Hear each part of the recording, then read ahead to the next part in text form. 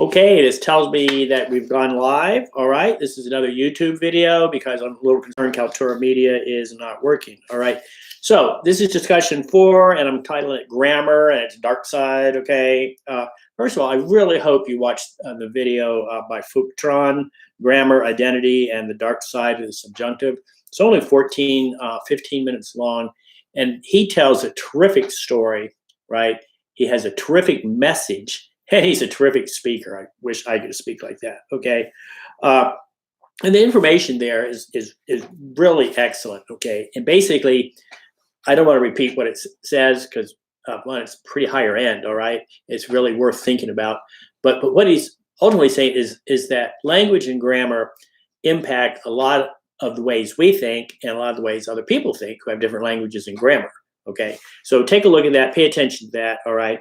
And then the points I picked up on, particularly because I teach English also, and some of you have taken my English classes, is I like good grammar, okay, but I hate it also because grammar has been used so often as a weapon.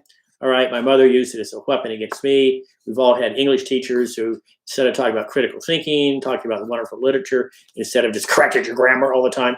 That doesn't mean there isn't a place for good grammar. And one of the things I noticed about Hoosiers, my kids are all Hoosiers, okay, is let's not say I seen, okay? Let's say I saw or I have seen. Let's not just say I seen, all right? It sounds like you've been undereducated, but that's using it as a weapon, all right? So just keep that in mind, okay, please.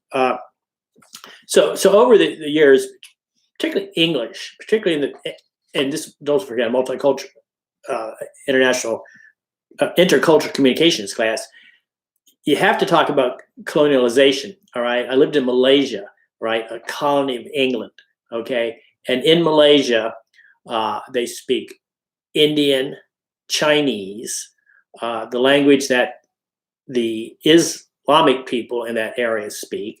And there's native tongues from Borneo, which is also part of Malaysia.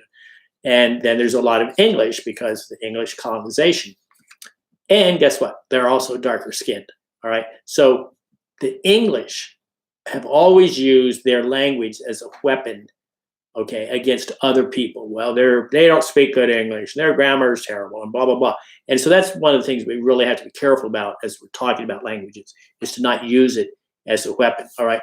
But I think the point of Phuc Tran, a wonderful, beautiful story, gosh, you know, is that other people's actions and reactions can depend, even if they speak English, okay, can depend on their native language, on the way they were brought up, okay, because thought patterns are different. And I have a tremendous example.